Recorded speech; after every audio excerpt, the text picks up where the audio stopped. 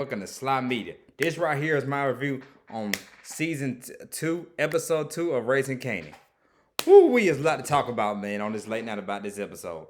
Woo, Raising Kanan, man. Wow, man, like, I'm gonna get straight to it and talk about the episode.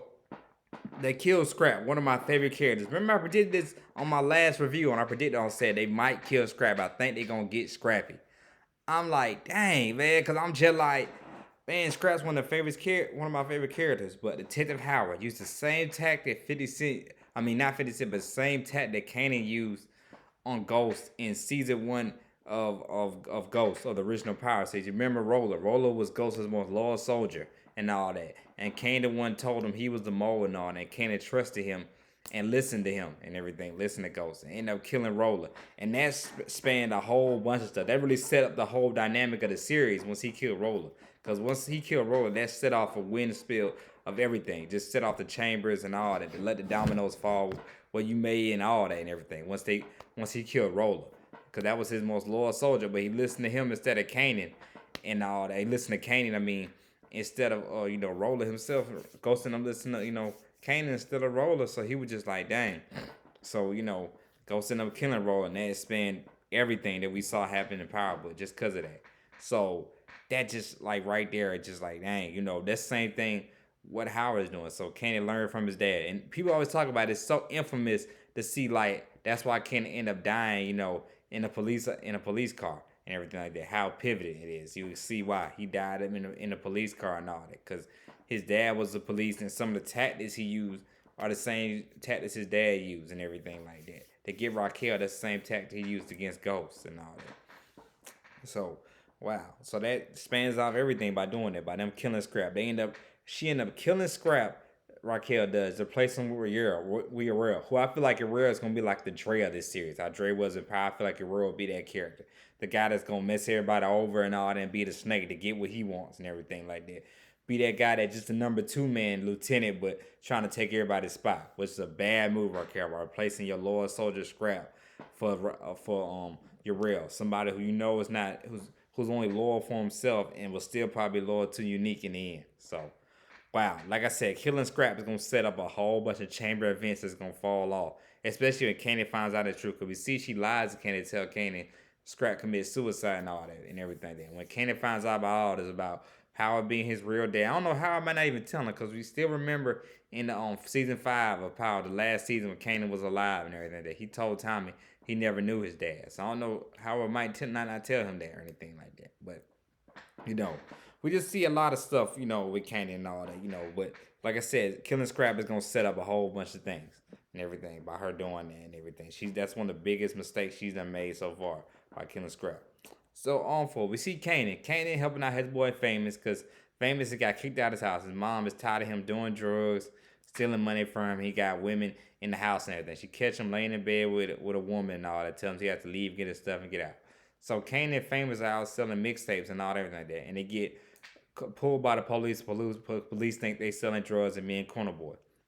And we see by that sparks the hatred that Kanan has for the law and everything like that, for like police and all that, which we see, of course, in the regular Power Book series, what sets off the chains of events that we see what turns Kane to what we see him at in Power and everything.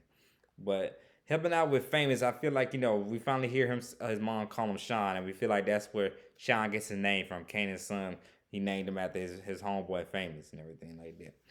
But that's a whole nother different story about, everybody knows what happened with him and Sean. And that's a whole nother different video I can talk about the dynamic between, him and Sean, why he killed Sean, why he didn't like Sean. There's a lot of reasons why for that, and all, we see how now why, Kanan didn't like Sean like that.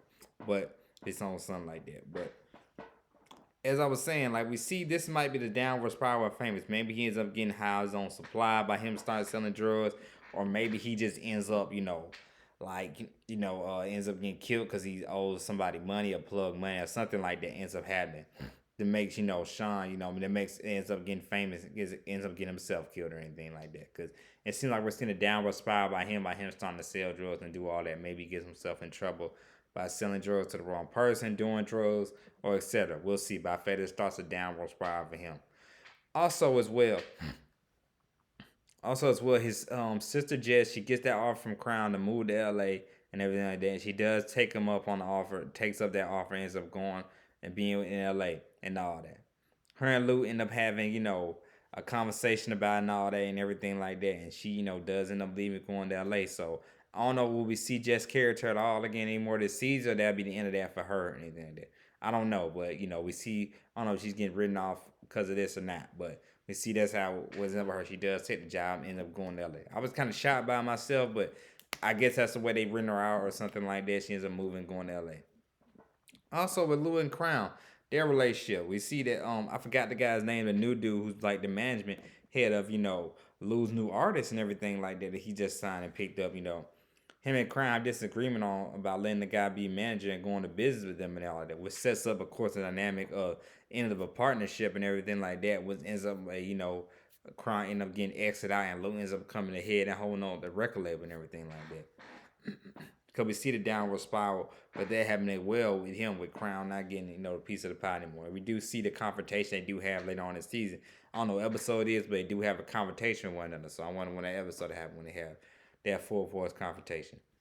Because Lou know something might be going on with him and Jess and everything like that. But, he just suspects it, but he doesn't know yet. Maybe he'll fully find that out when they get into it about the whole business. Because, like I said, it seems like Lou's trying to Crown out by them having a disagreement on the decision to go into management with the guy that's that's managing the artist that Lou just signed. So we'll see. So that's what's going on with that. Also with Malcolm, we also see with Malcolm going to anger management. He messes with this white guy who doesn't like when people call him bald and talks about his head and everything like that. That is too funny and funny in itself when that happens. That just has me laughing because I'm just like, that's funny. He's by playing with his anger and messing with him. And also, him and the lawyer do they talk, and he tells them where Tony's at. So I'm wondering if they're gonna get somebody to kill Tony or what or anything like that. Because why we still be asking about her, where she at and her location is that if he doesn't, nothing gonna bad happen to him. So I believe he might get his zit back at Tony for Tony snitching on him. So that's gonna be something too right there in itself. So I can't wait for that to see that see that happen with Tony. When him and Tony had that conversation. So that's gonna be something interesting as well in itself. So I can't wait to see that. So also as well, we see Neek. Neek trying to get back in the drug game and everything like that. But the plug's not letting him in or anything like that because he law enforcement is up on him. He said you hot right now. Law enforcement is on you, so we can't be seen with you or nothing like that or anything like that. And Neek gets mad and loses his temper and loses control and all that.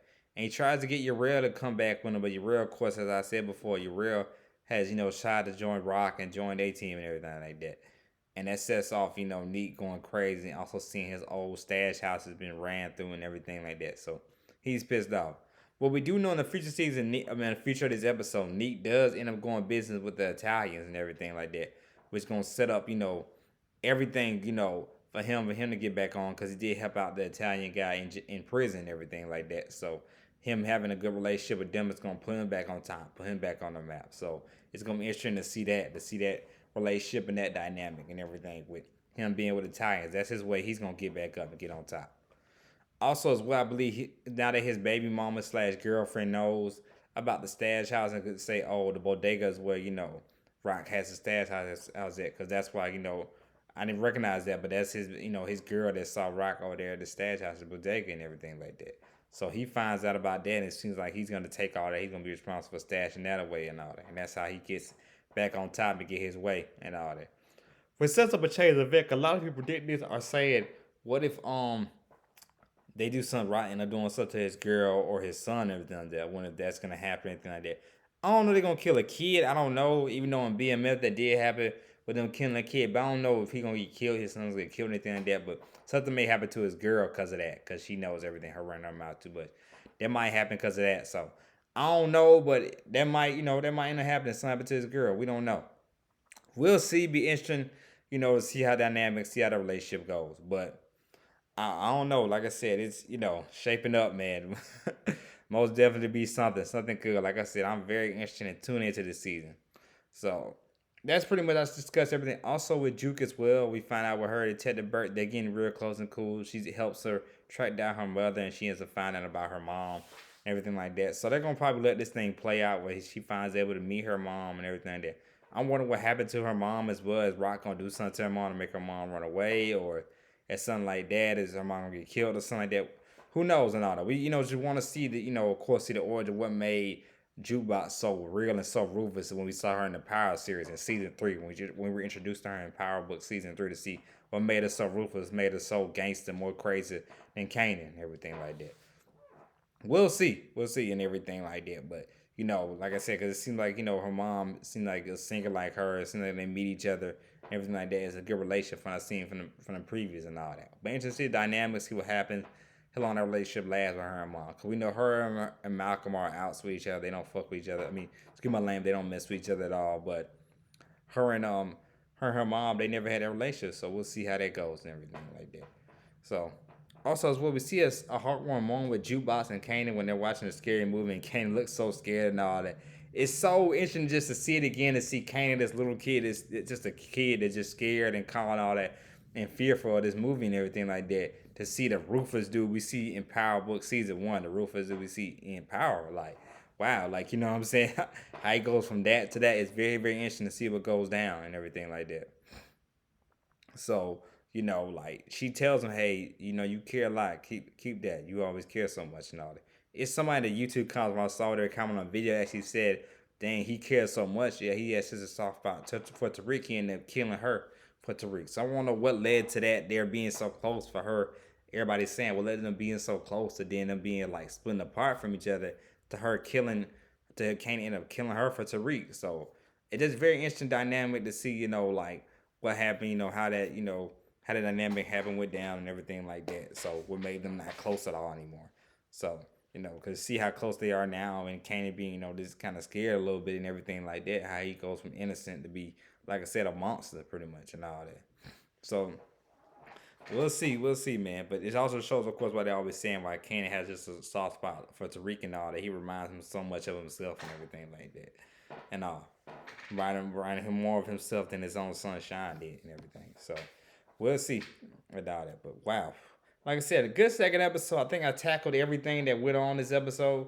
So a lot going. I can't wait to set up, episode 3 to see what happens. It seems like Howard will tell Kanan the truth about him being his dad. But we'll see and everything like that, what shapes up. And of course, we see that I think the Titans get introduced in this episode as well. So with Nick, Nick's new plug and all that. And see him back in the game and come strong. But wow, killing Scrap, like I said, that's gonna come back to haunt Raquel with her killing Scrap.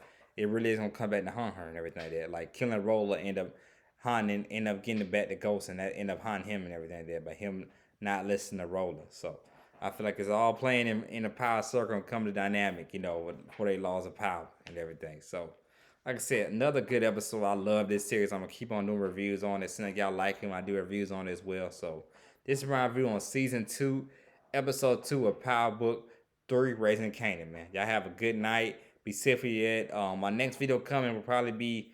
I know I haven't had a chance because I was sick to see Dragon Ball Z or Bullet to the Head yet. So I am gonna do reviews on both of those. But stay tuned. My review on She-Hulk as well is coming. I'm gonna do a review on that as well. So y'all stay tuned for all that. Y'all have a good night. Be safe here yet. This is Sly Media.